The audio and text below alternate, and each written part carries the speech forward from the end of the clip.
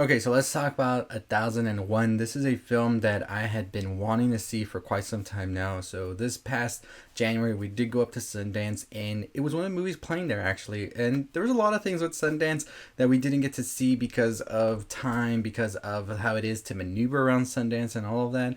And 1001 was one of those films. And then we were actually able to see it through the streaming like a Sundance Online, all of that. But we were just so backed up on movies and stuff that time because it's first Sundance and everything. So it took on a lot more of my plate than I was expecting. So this was a movie that we didn't get to see at Sundance, but we were anticipating hearing about when it would release theatrically, wide release, all of that. Focus Features, of course, is the one who put it out there, and now we got the chance to see it this past week.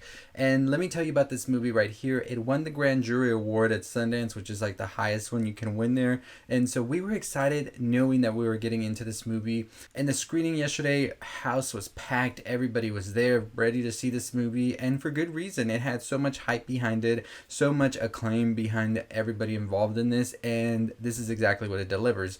And A.V. Rockwell here delivers a very emotional and powerful story of how the system pretty much fails a lot of people in this country, and you also get it with a backdrop of 90s New York, early 2000s, when it was really bad, especially with a lot of the policies and laws that were passing and stop and frisk out of many other things in there.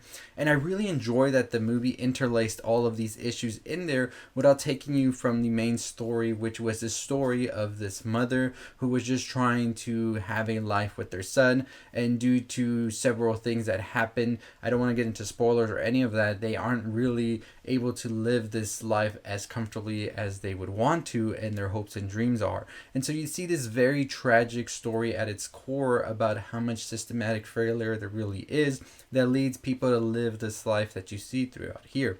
So the story does take place throughout many years, and you see as the young boy grows into a young man and all of the struggles that come with that, as well as for the mother and her trying to have a relationship as well with her significant other. And there's a lot of back and forth that you see throughout, and some of these moments are really heartbreaking to see. Whenever there's happiness as well, you are happy, and I think that that definitely is something that's incredibly done through the not just the lens of the camera, but also through these actors who are just so incredible. Specifically, Tiana Taylor in here is such a standout, and I really am excited to see where she goes next in her career as an actress, because I think that what she was able to accomplish here throughout all of her line deliveries, as well as facial expressions, and just the mannerism that her character has throughout, it is just something to behold and just feels natural, and just feels like this is such a complex character that she's playing, that you know that sometimes when they like mess up or things like that, you understand where they're coming from her significant other Lucky to her son Terry. All of them do such an incredible job at really pushing the story that is just one of those that is just going to like pull at your heartstrings for sure. I think that the way that this movie was edited, as well as we went through the different time periods as well, layering it with some of the old footage of New York City, as well as some newspaper clippings of what was going on at the time, some of the speeches given by some of the mayors and officials there. It really does put you into the world that we are about to get into, because all of these periods felt different for different reasons, and you really get that sense from how this movie is sort of interlaced with all of these things.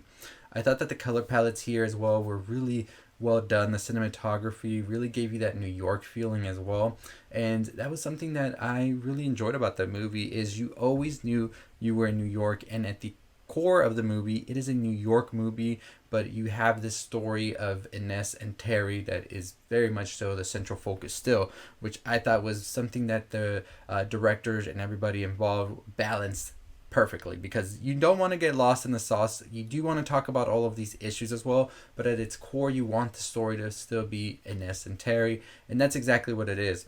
Overall, I enjoyed the film. I really do think that this is a crucial movie for sure for everybody to watch, because it really does highlight so many things that are still wrong in the system, and one that is definitely gonna be like great for all of these actors and everybody involved, the director's career, because it is just such a strong film, and I can see why it would win the Grand Jury Award at Sundance. But Overall, my thoughts and opinions are that this is a must see, definitely a 4 out of 5 stars.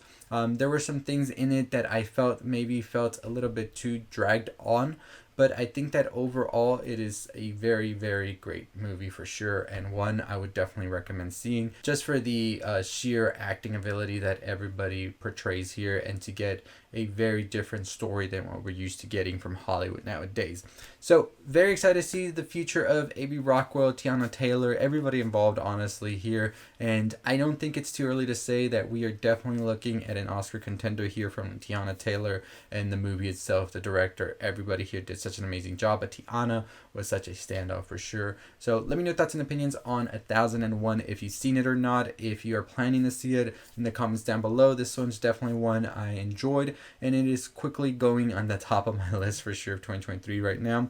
But I have a ton more reviews for you coming today as well, from The Five Devils, Smoking Causes Coughing, a ton of other movies as well. We're trying to catch up. April 1st, we are starting our regular program that we always will be doing on the channel now, but we're just catching up after last week. We got so far behind. So anyways, we are currently running a giveaway at 27,500 subscribers, so make sure you subscribe and comment below to enter that giveaway. Also hit that notification bell, and as always, follow us on our website www.culturelexer.com, our social media sites as well, and I'll see all of you next time. Stay safe, stay positive.